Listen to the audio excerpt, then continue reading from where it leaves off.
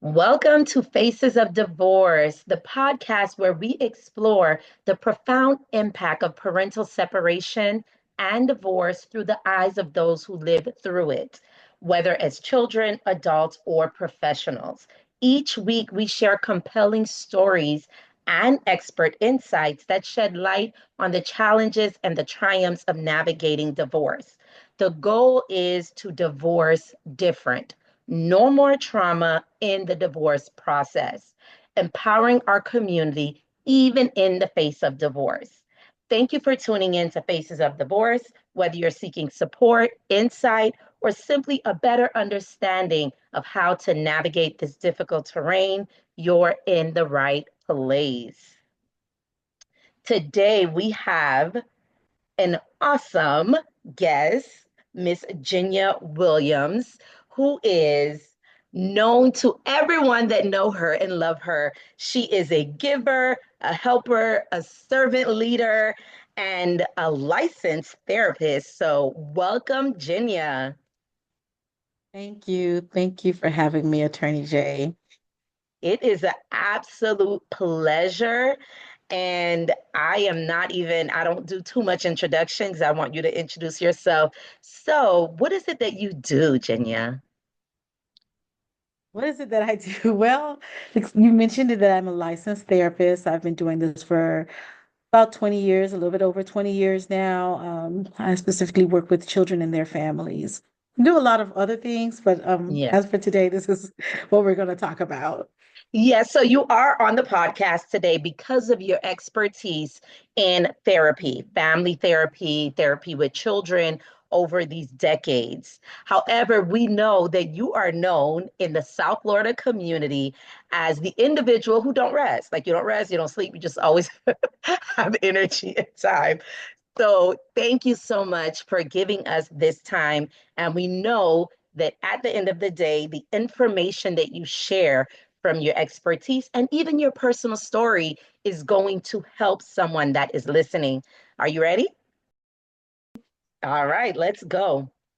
So, first thing, just to kind of get started, you've been a licensed therapist for over 20 years. So, with that understanding, working with children and relationships, can you share a bit about your journey into therapy? What drew you into the specific focuses that you have?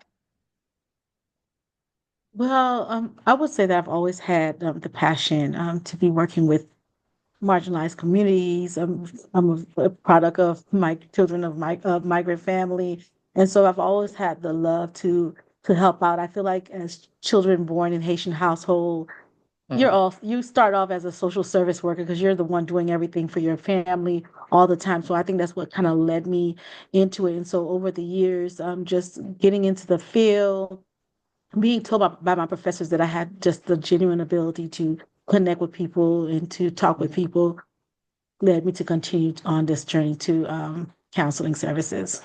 Okay. You said a migrant community, a migrant family. Where's your family from?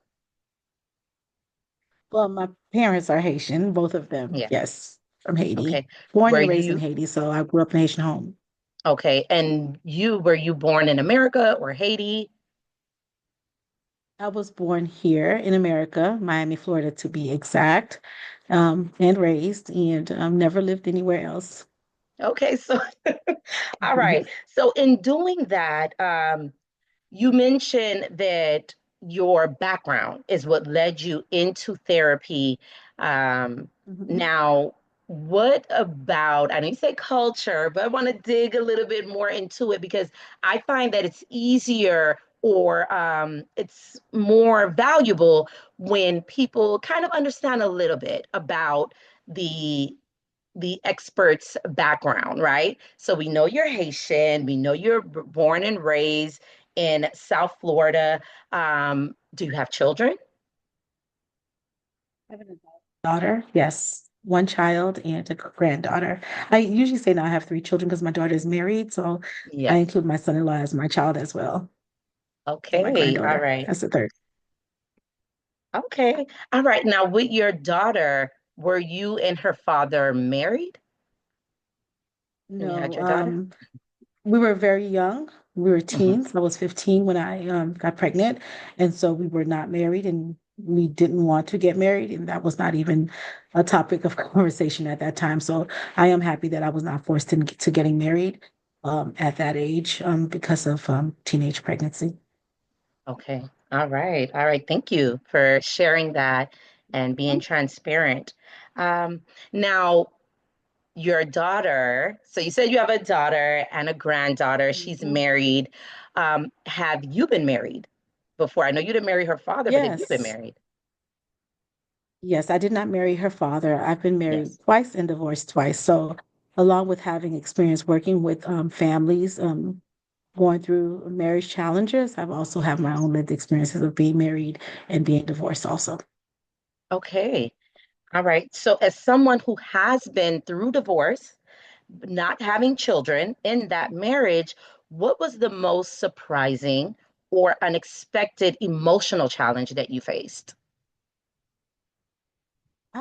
I would say that one of the biggest surprises for me was the grief, not Mm, just for the relationship, but for the dreams, the expectations, and the identity tied to the marriage. I've waited so long I have to get married just to make sure that everything went well, and then it yes. still didn't work out. And so divorce is it is a form of loss, and it can shake your sense of self, right? So even Mm-hmm. without Yes. children involved, I had to go through a process of redefining who I was outside of that relationship, outside of both those relationships. Okay. You said that you waited so long. So just to kind of give a little context, how old were you? So we know that you had your daughter in your teens, but when you did finally get married, if you don't mind sharing, how old you were. So how old were you Oh, since you said you waited so long? if I remember correct, my memory serves me right. At Yes. 37 was my first marriage. I was really intentional and focused on raising my daughter and making sure Yes. that if she was good and that all my energy went into raising her. And once I've done that, Yes. 37 is when I started my first marriage journey. Okay. So your first marriage. So by that time, your daughter was an adult and not in the home, I'm assuming. Yes. Was she in the home at the time? I want to say I can't even remember. I can't remember. That was back in 2013. So almost an adult or close to early college Yes. years. She was in her Yeah. 20. She was at least 20, Mm, right? very early, yeah. Just given the Yes. the time that you had her and then saying 37. So she was at least Yes. 20. All right. Hmm. Okay. Um, so, any unexpected emotional challenges that you faced? I know you mentioned that you were a little surprised at how it was like grief. And when you say that word grief, it actually resonates with what I talk about at different times throughout the Hmm. podcast and also in the book that I wrote is that a lot of times people don't acknowledge that divorce is like a death, right? So when you Hmm. say grief, I don't know if you want to expound a little bit more upon that, from your expertise. So it's fine. I know you're talking about your story too, but always feel free to kind of drop in there what that looks like when you say the surprise of grief and then someone never really associating that word with divorce. So what do you mean if you want to expound a little bit on the grief? What I would say is that I spent so much time thinking of myself as part of a unit, right? Yeah. When it was over, I had to figure out who I was outside of that relationship, even though I didn't have, like I said, I didn't have children. But, Yes. how our lives going to be together, where we're going to Hmm. live, where we're going to go on vacation, just the things that we're going to do together and how we're going to spend eternity together. And those things never happen, or those Yes. things weren't going to happen, right? And so saying goodbye to them or saying goodbye that it never happened, I had to face those things. And so it Okay. was sad. So we talked about other feelings and different emotions. So yes, dealing with grief, dealing Yeah. with that loss, but also dealing with those emotions of uncertainty, Mhm. disappointment, and other things like that. Okay. And you have another role, right, that you've held for a very long time, and that is a leader in the church. Is that right? Yes, yes, I've been church Hmm. board secretary at my church for over 20 years, maybe even 30 years now. Yes. Okay. So now there are listeners that are going to hear, oh, a church leader. They hear the word divorce, right? Hmm. All of that. Um, for you, and this is just personal to you, how did your faith community respond to your marriage and then divorce? Well, to my marriage, they were very supportive. This is Yes. what they want. The church members are praying for you to find your life partner. But as it relates to divorce, I would say there was a mix in the support and the silence. At first, Mm, I internalized a lot of the guilt, feeling like I had let others down. They've been yes. praying for me. This is what they Uh-huh. wanted, and here, this is what not apparently to them. This is not what I wanted, right? And Uh-huh. they just couldn't understand that. But over time, I realized that my healing didn't come from the approval of the people, but Mm, from understanding that God is still present in my life, even through this brokenness. And like I said, there was a mix. So some people were supportive and some were silent, but even those who didn't say much, they little by little, I guess I would say they came to understand. And but yes. I feel that they wanted me to be happy, but then Yes. they too was dealing with what does the Bible say? Am I doing the Mm, right thing biblically? And yes. so I guess we'll talk about that more in terms of Yes. when we talk about what should we do when it comes to children, do we stay or do we leave? And so it was pretty much the same concept. Do you stay in this toxic relationship or do Yes. you leave, do you leave it? Okay, so you kind of went on because my next question was going to be about the impact, like that impact of the community, the church Mhm. community on your healing process. And you clearly stated that you understood that you had to go to God with that. You were in prayer, you didn't Mhm. rely completely on their opinions. And the reason why I'm highlighting this is because I've talked to tons of people, mainly women, who they rely so heavily on what their church community say, especially if they have a role, that they do stay in toxic environments for that. So that is definitely a key and a gem that you provided on how do we, regardless or with the community's Mhm. response, still going through that healing process. So we didn't mention, and this is if you want to, you mentioned that you had prepared and made plans for the marriage, for life together, and then it did not end up that way. But was there any particular thing? Oh, yeah, but was there any particular thing within your marriage that were signs or that let you know, oh my gosh, this is going to go towards divorce? I would say, just like we talk about mother's intuition, there were Yes, clearly signs that I was like, it was really obvious to me, red flags. yes, But again, not as much as I want to say that I went to God and I just sought guidance only through Him. I listened yes. to people at the same time, and people Hmm. were just telling me, "No, you're just nervous, you're having wedding jitters." And I Hmm. was like, no, I've even put the wedding off because I was just like, no, this is not what I'm looking Oh, so this is for. before. Okay. Yeah, and yeah, this Hmm. is not what I'm looking for. I know this is not right. I don't think this is the person for me. Uh-huh. And then I would hear like, my mom would say, "Oh, all this money that I'm spending." And I Yes. just heard so many things. And I was like, okay, maybe, you are nervous about this. And so just take it easy. But as soon as I got into the wedding, even from the first day, I can Yes. see, one of the issues, which, we can talk about Yes. really briefly, was that I felt Mhm. that my second husband didn't give me enough attention. I didn't think that I was priority Mm. or at least close to Okay. priority in the Yes. relationship. And so, and even through that, I just saw it even from the first day, the wedding day, I just saw exactly what I believed Afraid of. to be Hmm. true. And later on, it showed up and it was clearly and obvious, but we had already gotten married. Okay. Were you a Mhm. therapist? Because that may be the question. Were you already doing therapy when you were married? Any of the times you were married? Yes, I was already doing therapy. And so a lot of times I it's like you're doing therapy for yourself, and you're like, but I want this for my child. I want this for my Yes. client. So I'm like, no, there's no way I want my child to through this. There's no way I would let my clients go through this. And so Yes. why am I going through it? And so I would again seek guidance from my spiritual leaders. I would seek guidance from Yes. friends, but um, I still end up doing it for whatever reason. Hmm. Um, I don't want to say I regret because everything is a lesson Yes. that you take out of it. So I do Yes. have some regrets, but it's not because I divorced or got married for that matter. Okay. Now, kind of staying in line on the faith community, what would you say? So, if someone comes to you, and what would you say to someone who feels like divorce disqualifies them from leadership or being used by God in the church?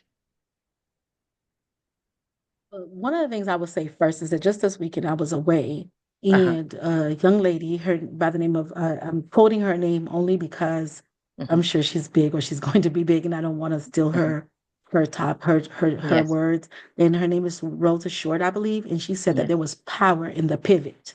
Right, there's a Mm. lot of power in the pivot, and I was like, "Wow, I have Yes. to write this down." Didn't even know I was going to be using it today, but I Yes. was like, "There's power in the pivot," right? And so, Yes. divorce does not define your worth, right? It does Yes. not define your calling or your ability to lead. And Yes. my pastor, my spiritual leaders have shown me that every day. So God uses broken people for His purpose, and healing is part Hmm. of that journey. If anything, walking through divorce has given me more empathy and wisdom to support others who are struggling. Hmm. You know, your story isn't over. God can still use you in powerful ways, and He's shown me that Yes. every time. All right. Now, from your Yeah. experience, so from your professional experience working with children, what are the most common emotional or psychological, if we could take, if you want to break it down, emotional, then psychological, then that's fine, because I'm not sure if they go hand in hand. Mm-hmm. But what are the most common emotional and psychological effects of divorce that show up later in life? Good Christian. So for many children, they experience anxiety in many Mm, different ways, yes. attachment issues, and then you'll see it later on in their relationships as well, right? Because they'll carry it in through their relationships. Yes. Difficulty trusting others. You know, Yes. you'll hear people say, I have trust issues, but those Mm, trust issues come from, family challenges.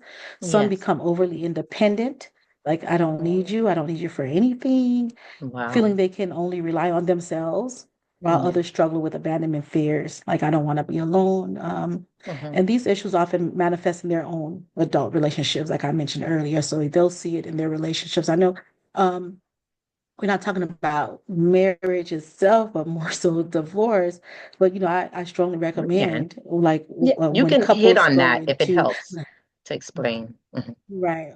And so, although what I'm trying to say is Hmm. that while we're not talking about marriage, but I Yes. strongly recommend that couples go through some form of premarital counseling, not only spiritual Yes. counseling, but also couples counseling Yes. before marriage. And the reason I say this is because it's good to kind of see and look at patterns of family members, right? And so a lot of Yes. times we don't know where this stuff come from, but if you Yes. go into counseling or premarital counseling with your spouse or your partner, and you look at the family dynamics, like, tell me about your mom and your dad, tell me about your mom and your Mm, dad, about your grandparents, at least three generations up, you will start seeing patterns of broken relationships or mm-hmm. emotional cutoffs and all that stuff. And so as you begin to start this new life with this person, you Yeah. sort of know what to expect and what to work on before Mm. you make this commitment. All right. That's real good.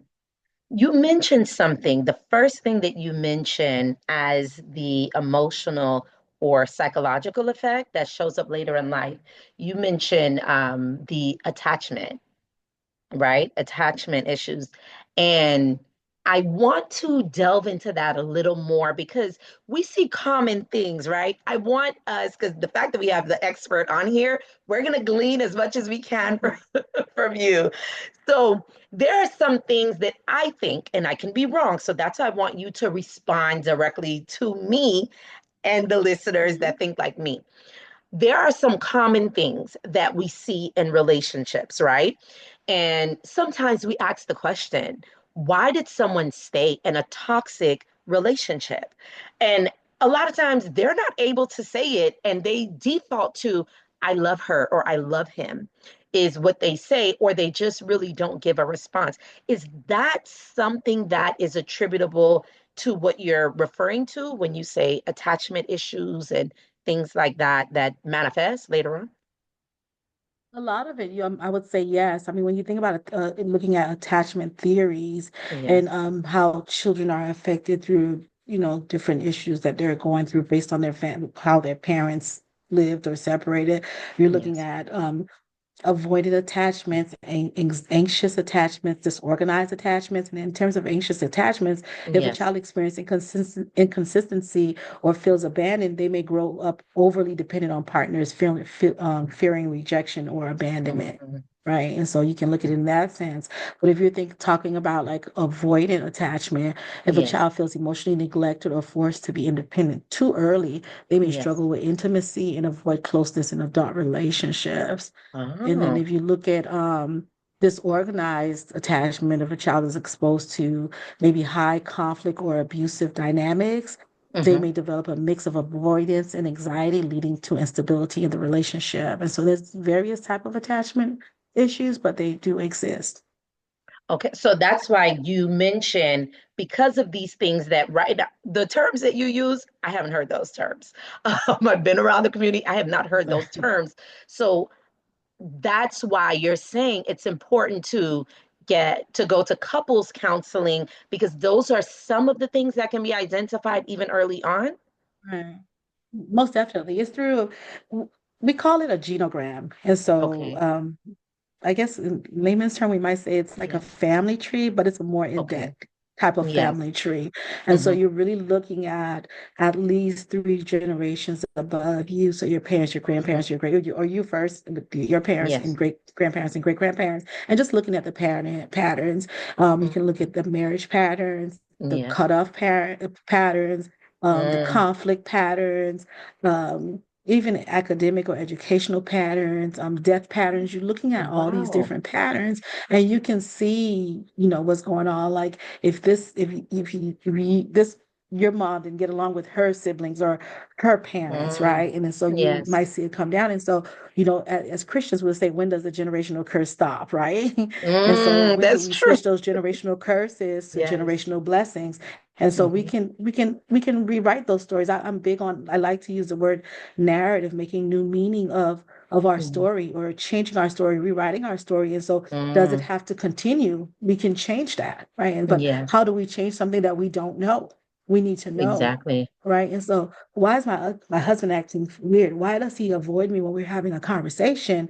And then Yes. so he saw his dad when there's an argument, he walks away, and there's no more talking about it. There's no conversational communication. There's lack of communication. And so you see those Yes. patterns. And again, while we're not talking about how to save a marriage, but we can Yeah. certainly see those patterns that lead to divorce, and how we Yes. can and even as we use those same skills and understand those same patterns to help with those children. Because even if you're divorced as a Yeah. wife and husband, you're no longer together. But Uh-huh. remember, you still have those children, and you still want to be able to build strong and solid kids, right? So you need to still understand those skills. Exactly. And another, I did want to emphasize that another reason why we're talking to you, we bringing experts onto the podcast is because unfortunately, a lot of us, we don't utilize your services. And there's like myths and connotations, negative connotations that's associated with it. So if there's any way that we can add a value in this arena, in the conversation, we're going to do it. And that's one of the things because everything that you've outlined, I don't think we think that deep, but we should. But just like we always say, we're accountable for what we know. So, what you just gave us in that genogram, what it did for my mind is when I was in law school, that's when I learned that I am a forest from the trees person. So, I have to see the Mhm. whole forest. Is that the deductive? I think that's deductive, right? I have to Mhm. see the whole forest first. So if you're gonna give me a new topic, show me the main point. What are we doing? What is the purpose of this? And then we can now go into the trees and say this is this type of tree, that type of tree. So that's what I Definitely. imagined when you were saying that. Right. Okay, awesome. Now, we had some guests that's already been on here, and I'm going to focus on guests who were adults who were children of divorce. Okay, so first Mhm. person was Dana, and I know that you listened to that and reflecting on her perspective, where she felt divorce was the best decision because of the toxic environment that her parents was living through. What is your take on the importance of removing children from a high conflict household? That's a really good question. I did listen to her episode. I thought that Yeah. she's in the wrong field. She needs to be in therapy, right? Because she was just like Yes. saying the things that I was like, oh, she hit the answers right on point when she was just really expressing herself in terms of being frustrated, but it became the norm. But what I would say is Hmm. chronic conflict is just as demanding, if not more, than divorce itself, right? And when Wow. children grow up in constant chaos, they absorb Hmm. the dysfunction as their norms, just like Dana said, right? And Yeah. removing them from a toxic environment can provide stability, it Yeah. allowing them to heal and develop healthier relationships. And so I wanted to say that I had a friend Hmm. once who, and I've Yeah. had many people share that they feel that no, we need to stay together for the children no matter Yes. what, and stay in this toxic relationship for the kids. And later on, as the Yes. kids grow older, you'll hear adults come to therapy and say they wish that their parents never separated, right? Mm. Yeah. But at what cost? At what Mm. cost? Right? Yeah. Children don't just witness conflict, they internalize conflict, right? They Yeah. internalize it. And so growing up in a home filled with tension, in a home filled with resentment or emotional Hmm. neglect can shape their understanding of love, Yes. security, and relationship. So we Mm. really have to be mindful and intentional about not keeping children in toxic environment, making them believe that it's okay, right? Mm. And then it goes back to those things that you were mentioning, the emotional and psychological effects that Mm, it yes. show themselves. It rear its head when they Mm, become adults, right? exactly. Okay. Now, on the flip side of that, we had another adult that was a child of Mhm. divorce on the show, Phil.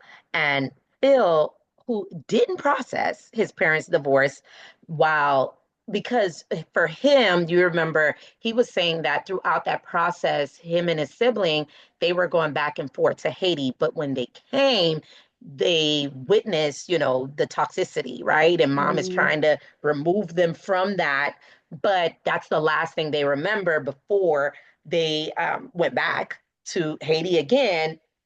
And when he comes back, they're just gone, right? They're just separated. So he said later he acted out as a teenager, and the way that he acted out, if you remember, he said that um, he was just being bad. He wouldn't go to school and things like that. But when I delved into it, you saw I kept on asking probing Mhm. questions. And he got to the point where he said, yes, I did feel abandoned. I did feel abandoned. And they never communicated with me. So, how does delayed grief or unresolved emotions from childhood divorce manifest in adulthood? Unprocessed grief Yeah. often surface later in unexpected ways. And he mentions Mm, some. And then we see that through anger, yes. difficulty maintaining relationships, fear of Mm, commitment, or even substance abuse.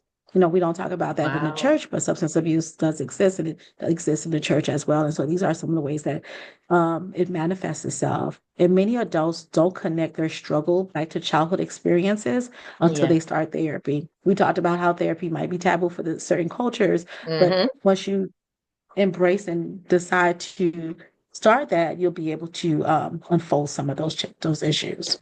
So for instance, let's delve a little bit into that. So the things that Mhm. you list, we see them, it's literally almost normalized. It's almost normalized that someone drinking, like, oh no, no, no, it's just something that they do. I'm now off of work, or it's the weekend. Like we put little things on it to Right. make it seem like, oh, this is nothing. You mentioned relationships, not being able to. I don't know if you heard, well, obviously you heard because you listened to the episode where he did say that he got into a marriage and that marriage is now ended, but how he was telling his children to respect their mother, and he tried to keep a good relationship. These are things that he mentioned in that. Mm-hmm. Um, you said, if though it's taboo, if people were to have a conversation, right? What would that conversation look like? Obviously, you can't do a full therapy session, but how do you engage that conversation? Because I want people to hear it from you. Like, you would be a person that they're talking to. How are you engaging them in that conversation to be able to identify how some of the things they're doing is not normal, but a response to the grief, right? The delayed grief. Right. Yeah. And so we talked about therapy being really Yes. taboo. And we know that the rates of men needing therapy is really much more than, it's just really silent for men, since we're talking about a male Yes. interview before, but just like listening. A lot of times, we talk about, if you have a headache or you have some symptoms, some medical symptoms, Yes. we don't just talk. We're strong and we're keen on like have someone to talk to, have a Yes. support system. I'm big on that. Do you have a support system? But what Yes. we fail to enforce in terms of therapy is like you need to Yes. see someone, right? Because if you Yes. have a headache or you just told me that you had certain symptoms, some medical symptoms, I would say, Yes. have you scheduled an appointment with your doctor? You should Yep. see a doctor about that. I'm not going to tell you go to your friend down the street, unless you That's have true. a sibling who's a medical doctor. That's different, right? But if you, Yes. I won't tell you just go, talk to your best friend about some symptoms. And so it's the same thing. A friend come to you and they start telling you things that you see that's just not right. And so if someone comes to me and say Hmm. some of the things that I've heard in the different episodes, I would Yes. seriously just say, have you thought about talking to someone? And it's like, Yes. what? And I was like, yes, have you just with someone like you, a therapist, to tell them Yes. what? Tell them exactly what you just told me. I've gone as far Mm. as scheduling appointments for people. Yes. I've connected them with therapists. I've challenged them just to try it for one time. I Yes. believe in the work that I do, that I go to therapy myself. I'm really transparent about that. And I see that the Yes. effect that it makes on my life and others Hmm. who actually seek out therapy. It may Yes. not be for everyone. I think we all have our challenges and some of us do have support. We may not need it, but there's a group of people that do need to speak to someone. And so I direct. I'm really Yes. confrontational and direct when it comes to things like that because I think it's very important, and I don't play with that. So I think you need to speak to someone. I mean, maybe I Yes. won't get you Baker Act because you're not, talking about hurting Yes. yourself, Yes. but I will certainly really suggest it and even get your permission to have somebody reach out to you. Okay. All right. Awesome. What are some early warning signs that a child is struggling to cope with divorce, even if they don't express it directly or say it verbally? Okay. Change in behavior. Mm, Change in behavior. They may not say it like you said, but then you'll see their mhm. behavior changing, some withdrawal, some Okay. aggression, some Aggressions. regression, yeah, aggression and Uh-huh. regression. So we're And talking how does like the younger regression ones. look? How does regression look? Because I know what aggression look like, but I Mm. can't say we really talk about regression. Mhm.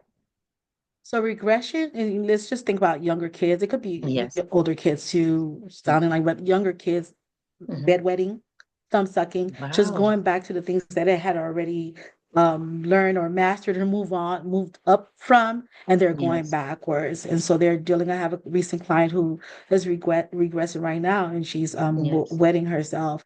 And that's one of Wow. the signs of things are not going well. Difficulty Mhm. sleeping, so sleeping Mm. challenges, drop in academic performance can all be Wow. indicators. And so parents have to be vigilant and have to be on top of it, notice changes. I encourage parents to just, take the time and just to notice your children. Um, I'm big on picking up your kids from school and not being on your cell phone or Mm. having dinner time at the table, even if you're not having a conversation with the kids per se at the dinner table, or you may Yes. be having a conversation with your spouse or Yeah. the older sibling, the older child, but watching the dynamics and hearing their conversation, you might notice something might be off, or children that just want to stay in their rooms and or not like that. You just have to really be um, mindful of those things. Oh, wow. Those are really good. I like the Yeah. examples. I want to know because people, Yeah. mhm. No, I Are you was going to going to say say, something? sorry to interrupt you, is Yes. that No, no. some children become overly perfect to avoid adding stress to the situation, while others act out Wow. for attention. So just looking out like they don't want to cause any more trouble. They don't want Hmm. no more problems. They don't want to be the fault of anything. So you see them trying so hard to be overly perfect as well. Interesting that you say that. It brought me back to the book. I don't know if you read Will Smith's book. It was his autobiography.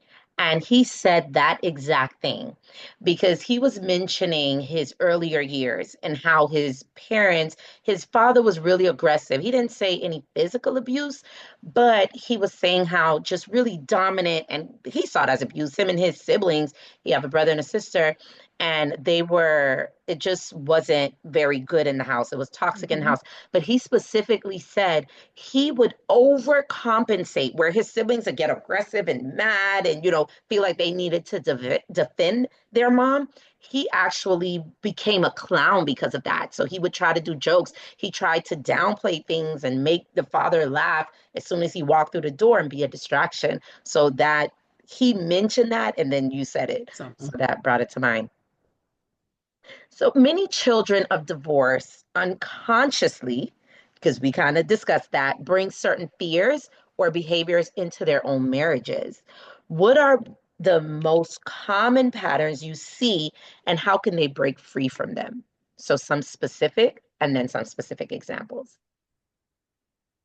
so fear of abandonment, Okay. difficulty with conflict resolutions. And what does that look like? So, when you say one of the things, just give us like one or two ways that that shows in the relationship in their new marriage.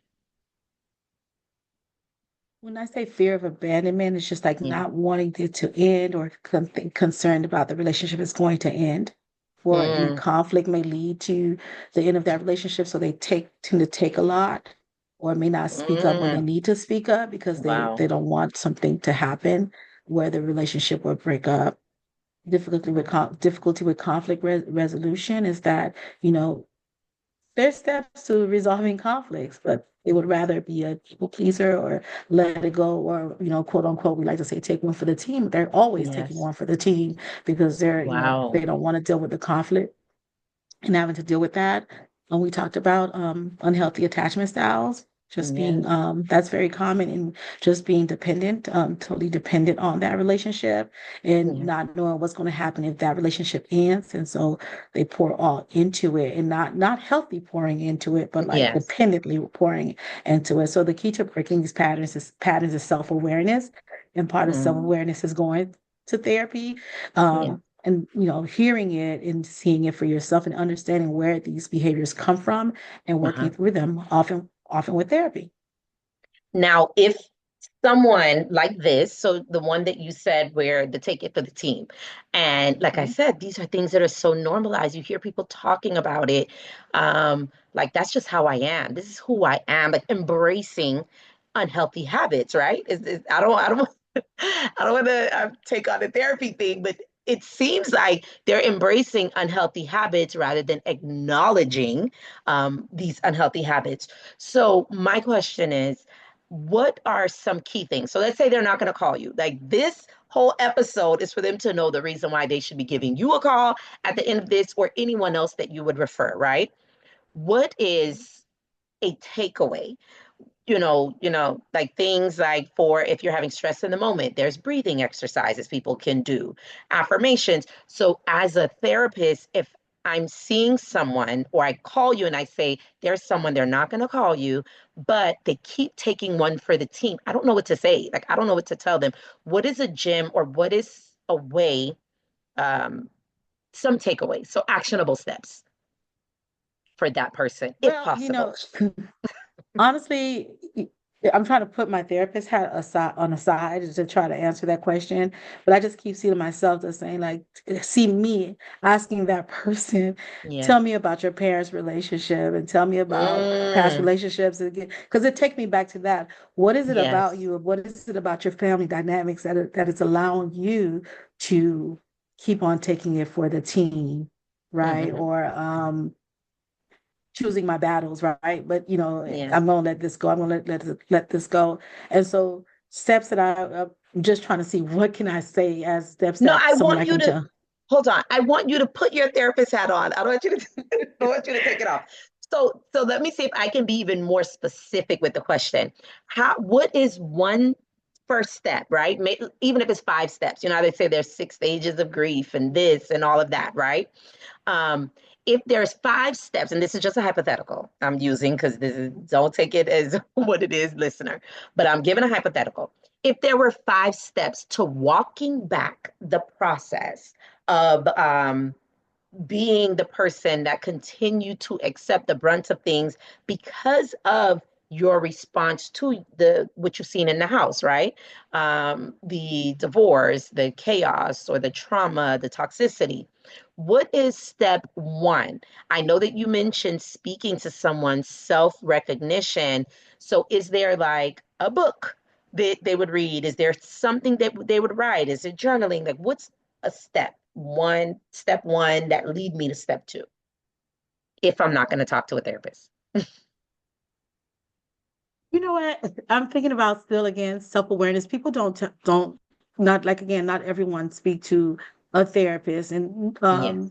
trying to understand like, okay, this is not right, this is not Hmm. good. If they don't have a spiritual background, Yes. um, and someone is not helping them to recognize it, I don't know how they'll know that because they'll continue to stay in this toxic relationship unless someone tell Mm, them. And so if someone says something to them, because again, they may not know. We've heard Dana mentioned that this yes. was the norm for her to see. Granted, she was not the one going through the divorce; it was her parents Yes. going through a separation. But this was a norm for her, and so these spouses, whether it's a husband that's a wife or a wife that's going through something, Yes. this is the norm for them, and there's nothing that's telling them that this is wrong. Maybe if they have Hmm. children, we talked about children in the relationship. Yes. Maybe them seeing their children probably may trigger something like, would I want this for my child? You But did for say them, that. if no one is singling them out, if no one is telling them, if them for themselves, they're not aware of it, I don't know where they're going to get that from unless someone is telling them, hey, this is not right. Mm, This is not normal. This is totally off topic. I had a child tell me not too long ago that yes. she never knew, when we explained to her that she was going through sexual Mhm. assault. She's like, she Yes. never knew that it was a bad thing. She never Wow. knew that until she came to therapy that she was being sexually assaulted, that it was a bad thing. She thought it was Yes. a normal thing. And so if you don't know, if you don't, no one is Hmm. educating you about it, if you're not Yes. seeing it on TV, if you're not reading it in a book, Yes. you just probably won't know. Granted, sometimes we have these gut feelings and it Uh-huh. just don't feel right. But Yes. if being beaten is okay to you, and if it Yes. feels okay to you, you'll continue to get it. Not everybody think a beating is a bad thing, Yes. because in their Hmm. mind it's okay. I'm not Wow. quite sure I answered your question, but No, you I'm did. You as did. Because what I wanted you to be obviously is open and honest, which is what you did. And you tried. You tried to even remove your professional hat to be able to respond to that. But it just shows that the importance of talking to someone other than yourself, other than your own reasoning, because of the foundation of where that reasoning is coming from. So that definitely answered the question because there's no way to know unless you know, right? So, right. no, definitely. Another question. So, what are some foundational tools that people who grew up in divorced household need to develop? So, the tools that they need to develop before entering into a serious relationship or a marriage. I would say for sure, emotional regulation, being able to control your emotions or being aware of your emotions and knowing Yes. how to express it express it effectively. You know, we Uh-huh. like to say sometimes, does your mood matches your feelings or your expression. And so being able to regulate your emotions, effective communication skills. I've heard that communication is really overrated, but you have to be able to Wow. communicate effectively. Yeah. And learning to trust. You know, throughout this Hmm. whole thing, you have to understand that through divorce, you know, we've trusted, we put all our eggs in this one Yes. basket. We had so much plans and dreams and aspirations. And e- even if you're divorced and it's a good thing, it still hurts. You know, a lot of Yes. times it hurts. And I know reading your book, that's one thing that always stuck with me is Hmm. that take the emotions out of it, right? Take the emotions out of it. And so yeah, just learning to trust again. Many people carry silent fears that the Hmm. relationship will fail. So building security within themselves first is Yeah. crucial. All right. One of the things that you mentioned was effective communication and regulation of their emotions. What does that look like? Because remember, those words that you're using, people have put other meanings to communication, but it may not be effective, right? And I've never heard that communication's overrated. In my circles, that's all we talk about is, are you effectively communicating? Did the person receive it? So, what is examples of effective communication? First of all, taking turns. You know, a lot of times, even with going to couples therapy, just Hmm. in allowing the couples to practice that. So I'm using this not as a tool to help marriages, although it can help, but to Hmm. build that communication to help the children, because there's children in these marriages, right? And even if there's Yes. separation, and there's divorce, there Yes. still need to be good communication for these children, Yes. right? And so learning to take turns to speak to each other, waiting till one, because a lot of time you just hurry up and say what you have to say so I can respond. I'm not listening to you, but Mm. listening to the person, being respectful, communicating, sometimes communicating back what I thought I heard you say, right? Wow. And then Okay. responding. And so really building that communication that not only for you and your spouse or your ex-spouse, but only that will also trickle down to your children who will need to learn these skills as well. So you kind of threw a gym in there without pausing to let us know that that was a gym that you were giving. So you mentioned a way to effectively communicate and to make sure the person's listening is to use the prompt, what I thought I heard you say. So that is Mhm. not just something to say in passing, that was a specific tool that you were giving us, right? When you said Right, that. it's a therapeutic tool. Sometimes I think people joke about it. It's like what I think you're feeling or what I think you're hearing. And so Hmm. to make sure, because you have to paraphrase it just in therapy, but I just want to make sure that what you just Yeah. said to me, I understood it. Because sometimes we hear you say something and it Hmm. gets by the time it gets to you, it's transcribed to something totally different, right? And so Exactly. by me repeating what I thought I heard you say, or by confirming that, I can effectively respond on to what you did actually say. Because you're like, yeah, yeah, that's exactly what I said. Or yes, you're right, that's what I meant. Because Hmm. sometimes it's not what transpires, especially if there's a lot of emotions, Yes. there's drama, there's a lot of different things going on. This person is probably just trying to like, hey, let's make some plans to meet with the kids. No, I don't want to be with you. That's not what I said. I was trying Yes. to, try to get with you so we can get together so we Hmm. can have time with the children. But again, because there's so much other stuff going on Uh-huh. that led to the divorce, we're Hmm. blindsided by when the person's probably just trying to communicate effectively, just to like, Yeah. okay, let's try to do this at least for the children now. So, what about with communicating? Does the environment in which we're communicating matter at all? So, for example, if something happens while we're out, oh, did you have the answer? Because I don't have to give an No, example no, if go you get ahead. Just it. want to make Okay. sure I could you So, could for get me. example, let's say everyone's out, children and everyone's out, and something happens, is it good to communicate right then and there when it happens? Because some people believe that, like, no, you can't let it go, or the person won't know, or you're not nipping it in the bud. Or is it better to be not out anymore, not in front of the children, maybe wait a day, or maybe after a shower, after this? Like, what is it even important to have certain environments when you're communicating? I think it's good to assess the timing and Mm. the area. Hmm. Definitely, I'm a strong advocate to never like have like a strong argument or discussion in front of children. You know, children, I don't believe the children should be caught up in adult conversations like that. Yeah. There's okay for room for a discussion. We don't always have to agree. And so kids Yes. can see how parents disagree and just come to a consensus or how they can just resolve it amicably. But when you're talking Yes. about cursing and yelling and shouting hate words, and I think Hmm. that is absolutely inappropriate for children, and it just create that notion where it's gonna keep on happening. It's okay, and then it becomes a norm. And so, Hmm. no, I don't recommend that. Again,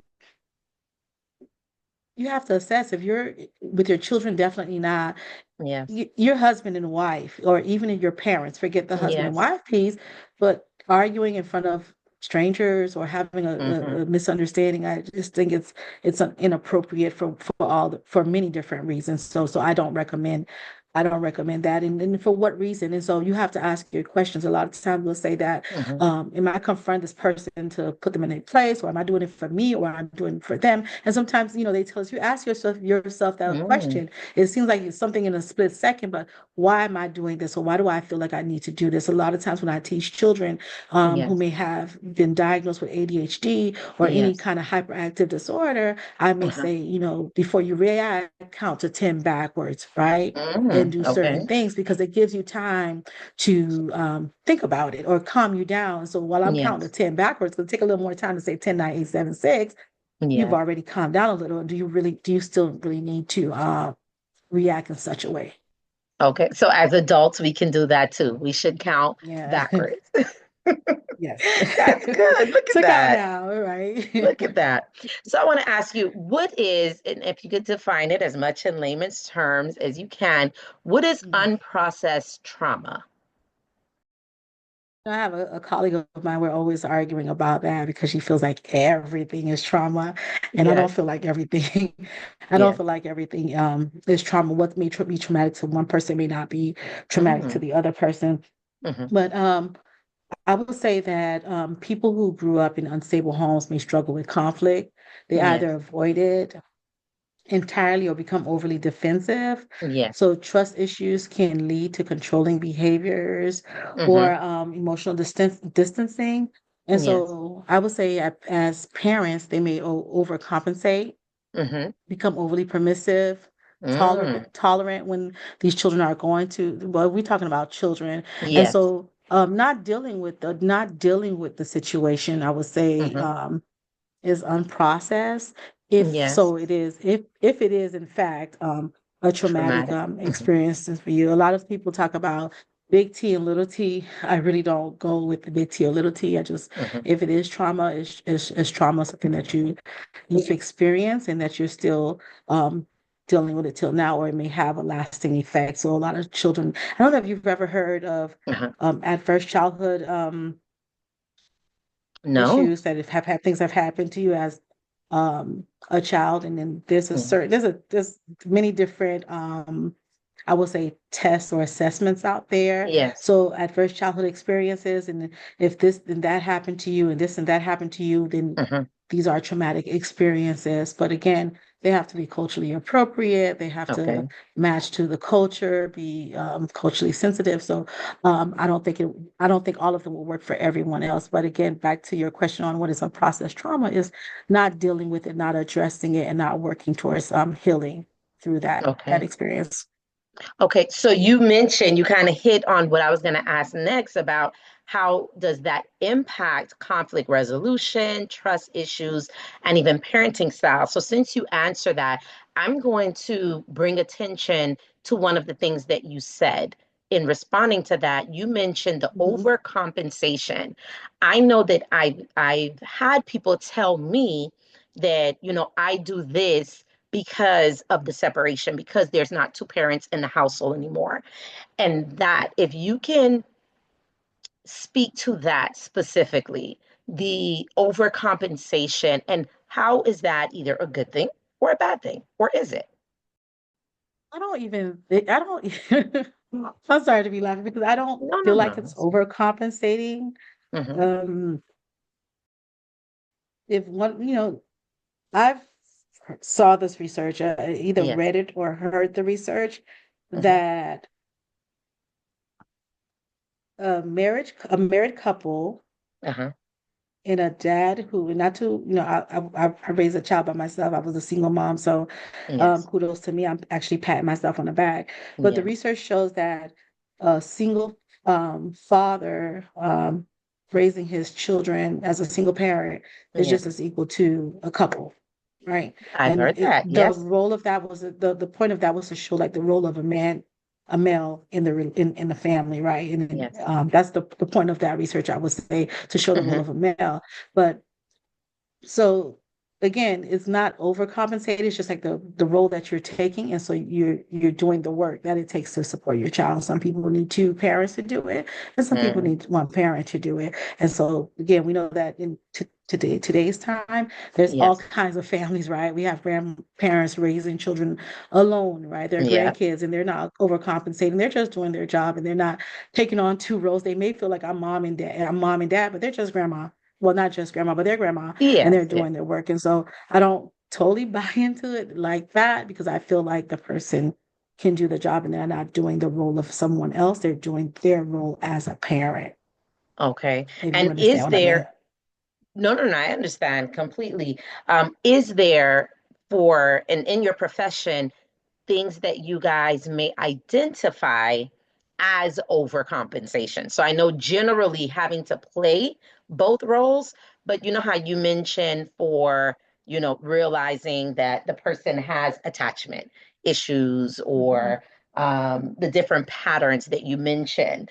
How is there anything that actually can identify where you can redirect a person who's probably paying so, because the example that I had in a real life example is someone who spends so much on the children so that they don't know that they don't focus on the fact that the other parent isn't there, but then it affects bills, it affects other things. They're borrowing for things they shouldn't have to borrow for, but it's because they don't want the children to feel as if they're at a loss because that other parent is no longer as active in their life.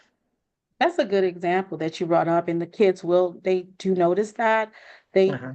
some kids play on that and they take advantage of that. Hmm. But other kids know, like, it doesn't change the fact that that parent, if they so desire that other parent, it doesn't change the fact that that parent is still absent. And right, so no matter what you do to try to compensate for that loss of that parent or the absence of that parent, that Yes. child still desires that parent. So again, Mm, you can keep on buying your, yes. buying that dad or that mom that's not there. That mom and dad is still going to be missed, That if you is a understand, if you get powerful what I mean. point. That's a powerful point because you actually don't think in that way. You feel like, well, if I can have their mind on this, like the moment they say, I want a new bike, I buy a new bike, they won't think about that. But what you said, I don't think a lot of us think about. They're still going to, even if they don't say it out loud, they're still going to Right. desire And that then we talked person. about Wow. notice their behaviors. The children don't always express themselves with words.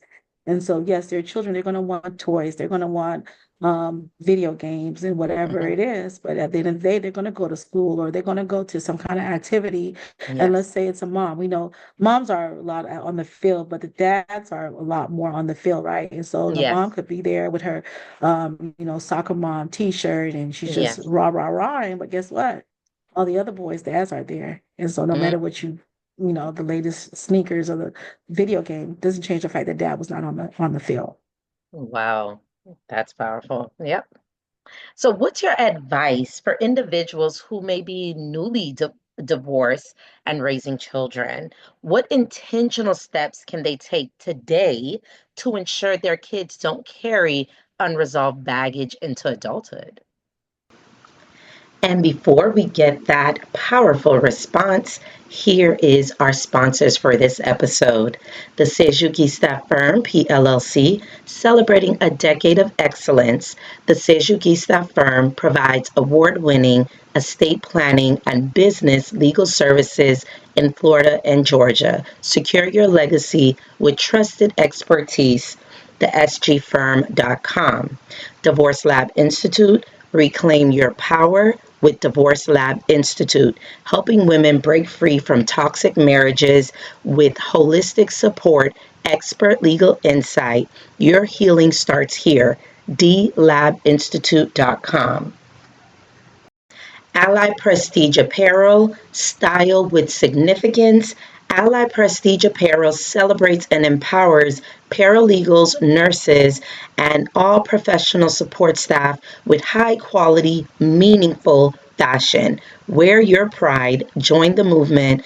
AllyPrestigeApparel.com. Now let's get back to our interview.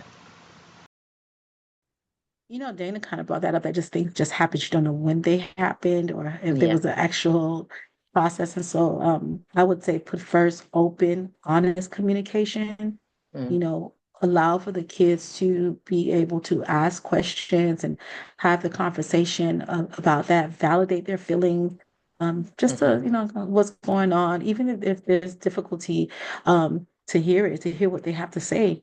mm. Just I want to hear what you have to say. I want to know how you feel. Keep conflict away from them. We talked about that earlier about Yes. like not getting children caught up. I call it caught up in the drama. The things that I Yeah. hear like 5 and 6 year olds saying, I'm like, wow, these kids are Wow. too young and they just need to be children. Avoid using them as messengers and ensure they have a Mm, stable routine. We call that in therapy triangulation. We can talk about that a little bit yes. later. Also, is that getting the kids caught up in the fan the relationship. It's when you got married as wife and husband, two Yeah. people, keep the kids out of it. They're not messengers. They're not like, oh, Mhm. tell your daddy this or tell your mom this or tell. No, I know some families that create group chats or WhatsApp chats. And so it's a Oh, way to have that communication, but the yeah. kids are, at least with the older kids. And so it's an open communication, whereas one is saying, tell your dad this or tell your dad no, or tell your mom that. And so really avoid having the children become messengers. And most importantly, reminding them that they are loved and that they're Mhm. not responsible for this divorce. Mm, Let them know that they're not responsible. Dana mentioned something else also about yeah. routine, keeping the routine. You don't Mm, want that the children think that, okay, we used to do this on pizza night or movie night or family night on yes. Friday night. Maybe mom may not be there or dad may not be there, but you want to maintain that because you don't want the children to feel like they are the reason for this or they're getting Mm, punished because yes. of because of this happening. So we have to try to maintain routine. Yes, I remember she talked about homework and how it was her dad who Mhm. does homework and he still did. He would still come. So that's really good. There's something that you mentioned. The first thing you said when you started answering this question was open and honest communication with the children. My sub question to that is open and honest communication to what extent? What are we exposing them to, and how much? How much is healthy exposure about the divorce, what life is going to be like now? What is that? What does that look like?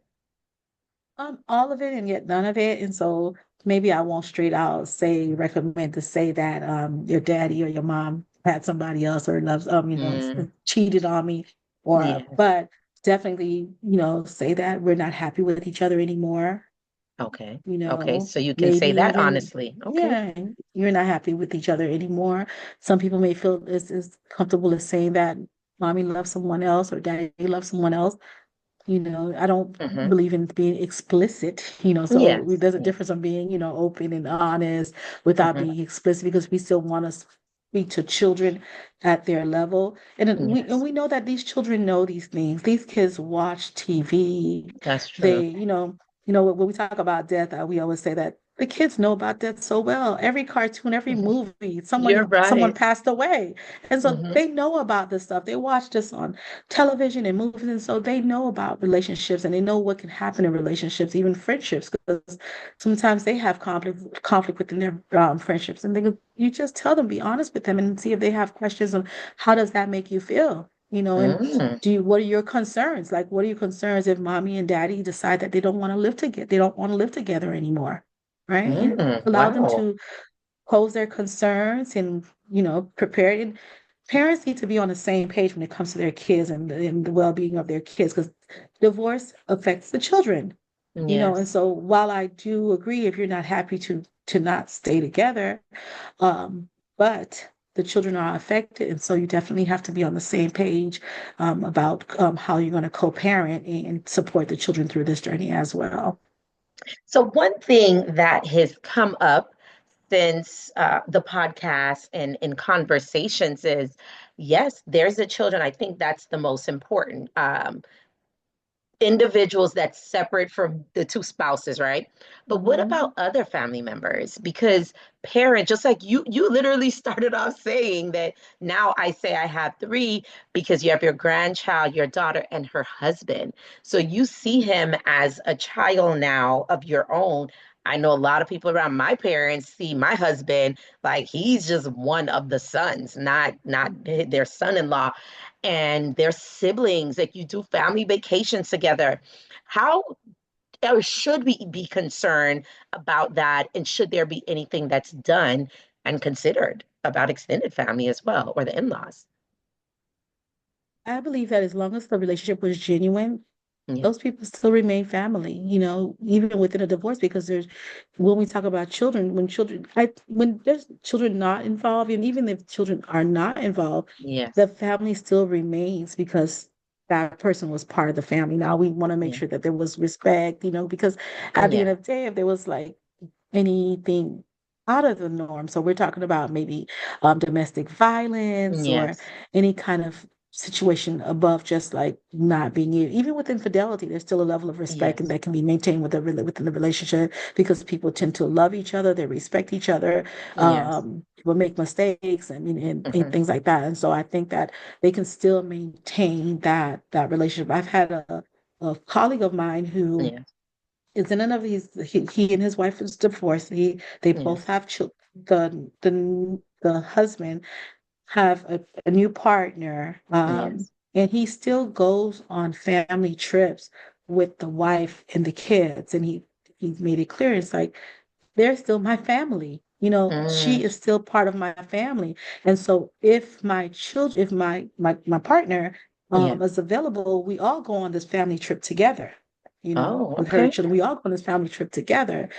If she's not able to go for whatever reason, I'll go on the trip. These are my children and these are their Yes. mother. I'm not with her. I'm Yes. not with her in a relationship, but we're still family because of those kids. And if we look at it in that sense, in that mindset, Uh-huh. then we would really it would be really be a lot of effective. There was a movie, I can't remember the movie, but there was this Yes. the mother of a child, two children the mother was dying and she had cancer, and then the Yes. new wife, I can't remember Julia Roberts, who was a new wife. Hmm. They were all on the same page in supporting the Yes. death of the first wife and coming together. So people do get along. And first marriages don't work out, and then for the sake of the children, they communicate well, effective communication, and Yes. no drama, so that for the betterment of the children. Okay, so let's talk about some healing, growth, and moving forward. So, you know Okay. how divorce is often seen as the end. But in many ways, we know, and you even mentioned that, right? You even mentioned that divorce isn't the end and that should not be the view. How do you help clients shift their mindset from loss to growth after divorce or a separation? That's back to my whole narrative and meaning making, so I help them reframe that experience not as a failure, Mm, but as an opportunity for growth, like you said, yeah. focusing on lessons learned, Mm, self-discovery, and yes. building a fulfilling life outside of that past relationship. And so Hmm. let's make meaning of my life now, discovering who I am and what's my purpose now. Okay? All right, awesome. Because I talk about that in the book, but I also make it my talking point that you still have purpose. Like God still has a purpose Mhm. for your life. It didn't end that divorce. Divorce is a chapter. The book continues, the story continues. So thank you Totally for agree. that. Now, as someone who works with both children and couples, what would you say to divorced parents who want to co-parent in a way that fosters emotional security? Well, I guess you kind of touched on that with the Mhm. unresolved. You Yeah, did we touch just on. we Yes. And it's very important that as co-parenting is about consistency, it's Yes. about respect and keeping the child's best interests at heart, right? So Mm, even if you and your ex don't get along, your yes. child deserves a peaceful environment. It doesn't Hmm. have to be drama all the time. So healthy co-parenting means communicating clearly, Hmm. avoiding bad mouthing the other parent, Mm, and making decisions with the child in mind. yes. So we really have to be intentional about that and knowing that, okay, I can't, this is the mother of my child, this is the father of my child. And then Hmm. so I cannot be bad mouthing this person to this child. And then Hmm. believe it or not, you're hurting your child and you don't want to hurt your child. You have to have your child's best interest at heart. Because when you Yes. say something bad about her, his mom, or her, Yes. his dad, you're hurting them because now they see this dad in another light, Mm, which is negative because of yes. what you say. And so they don't want to hurt you. They don't want to disrespect you. So they won't respond to you. So here Hmm. they're dealing now, they're having to deal with two emotions. Like this is a bad, my mom thinks he's a bad guy, or my dad Hmm. thinks she's a bad lady, but this is Yes. how I feel and she's nice to me. So we really have to be careful, consistent, and respectful. It's funny you say that because that's your side on the therapy side, but the courts also see that as a big deal because Yes. with the courts, if you file, let's say the divorce is over or during the divorce process, any of the parents badmouth that other person. Another thing that you had mentioned when you said the triangular, I know that's the term of Mm-hmm. art for Mm-hmm. your area of practice, your profession, but it's also something that's considered in the divorce process, the legal process. And the court will use that against you. And they will say that you're unfit to be a primary parent. When I say primary, meaning custody. So if they can actually change your custody and the time that you spend with the children because of the bad mouthing, because it's literally listed in the legal statute of all of your states. You can look at it. Bad mouthing is not going to be accepted, using the child as a messenger. You're not even supposed to tell them. Some of what you said is healthy, right? So you said the healthy things to do, but the unhealthy side of, oh, your parent did this, your parent did that, and this is why we're divorcing, even that can be held against them. So what Right. you're saying, there's two sides to that. There's the legal side where the judge and the legal process will work against you the moment you start doing those things. Right. And then so it does go in hand in hand when you explain the legal aspect of it and the Hmm. therapeutic aspect, because Yeah. triangulation occurs when the child is pulled into the emotional tension between the two parents. And so, Hmm. like we said, often becoming a messenger, the mediator, I heard Dana say she had to, step in and Yes. and the thing and kind of say stop. Her dad was loving at that time. Her mother was like, get out of grown folks' business. So, Yeah. or even an emotional surrogate from one of the parents, like supporting one of the parent versus the other. So this can create stress, Hmm. confusion, and loyalty conflicts for the child. We talked about that. Like, Hmm. who do I love? Who do I like? Because of all this back and forth. So yeah. Yeah. Exactly. So for you, we know that faith is an integral part of your life, very important part of your life. What role does spirituality play in healing after divorce for both adults and for children? Spirituality can be a source of comfort, a Hmm. source of identity, and a source of hope. Yes. Right? There's hope. I think that, I know faith, hope, and love is the greatest three, but I really love the Yes. word hope a lot. Hmm. It offers a sense of purpose beyond the pain. Yes. That's your words. I got that Mm. from you. Purpose beyond the pain, and reminds us that healing is possible. And so Mhm. for children, faith can provide stability in time of change.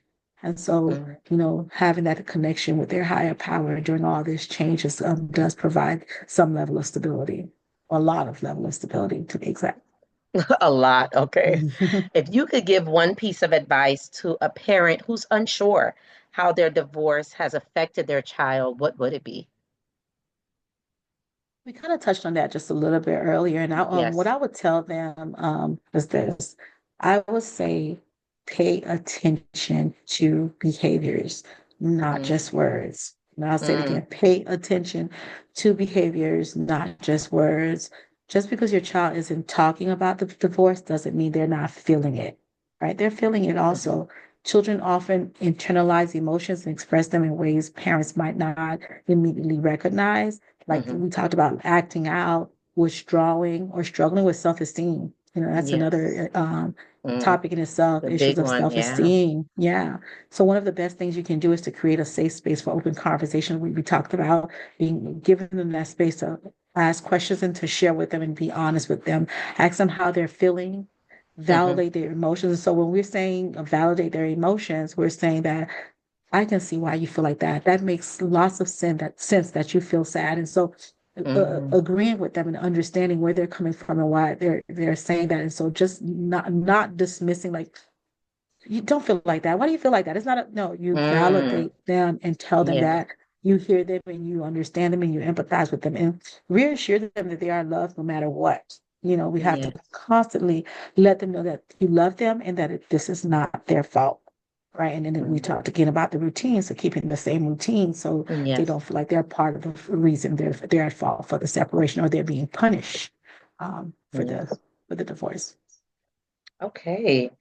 And if you, so thinking back, so where you are healed at this place, even if you're going to put your healed place, personal Mhm. part of it, or your therapy hat, if you could go back and give yourself advice at the beginning of your divorce journey, what would you say to you? What I would say to me, what I would say to me is that, or I would say to a client, Yes. is that you are not alone because I know I may have felt alone, but I know that I was not alone. So you're not alone. Mm-hmm. It does not define your future. I would not, the person I am now, I probably Mm-hmm. wouldn't have been that person. And, I've Yeah. learned and I've built from that happened to me. Healing Yes. takes time.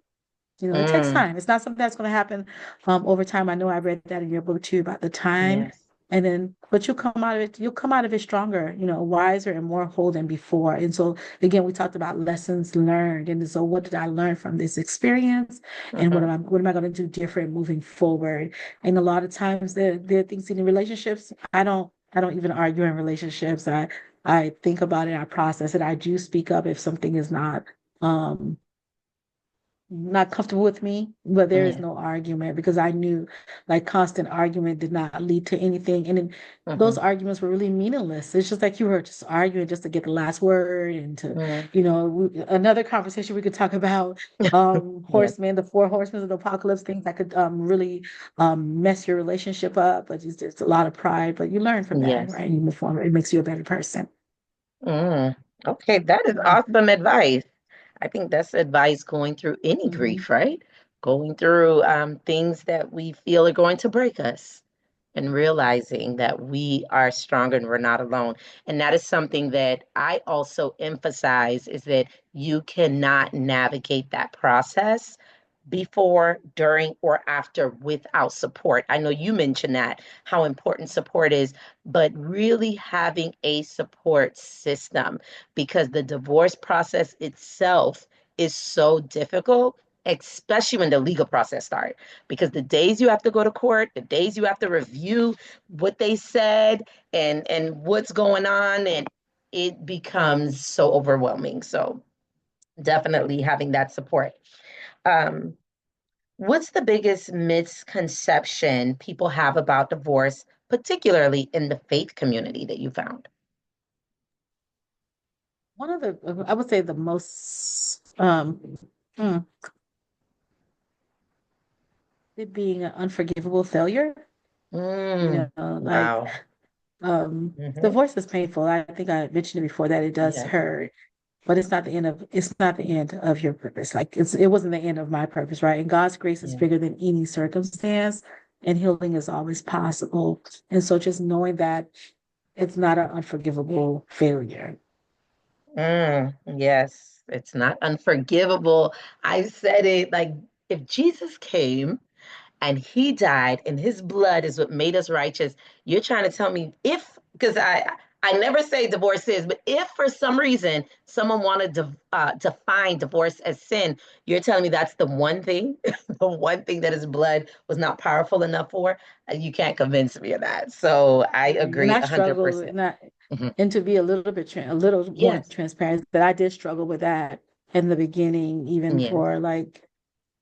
for quite some time, I really had to pray about it and just ask for forgiveness, thinking like, did you really maintain your vows? Did you stay for better or for worse? So I dealt with that a lot, and but Yeah. now I'm good. It took some time, but I'm good now. So it took prayer, inflection, internal reflection Yes, as election. well to get there. Okay. Yes. That is awesome. Oh my goodness, you've given us so much gems. Like, I just feel people should be paying for this. They should be paying to get all this good stuff. So, to go into, because I know that you mentioned over 20 years, but this is not the end. You're not at your peak of what the plans are for you and what you have going on. So, what's next in business and career for you? Wow, that is, you know what? It's not a loaded question, but it's a loaded answer. It's just like I'm just doing. So this is my season of busy, busy, busy. I'm Yeah. really dabbing into a lot of different things and just hoping to. And I feel like all these things are my niche, right? Yes. Niche. So right now I'm in school. I decided to go back to school to get a PhD in counseling education. So I have 2 more years to do with that. So I'm Awesome. happy Yes. about that. I during COVID, I launched my own launched my own private practice, which is called the Ooh, Alpha awesome. Wellness Approach. In Yes. in other words, it's God's approach to wellness.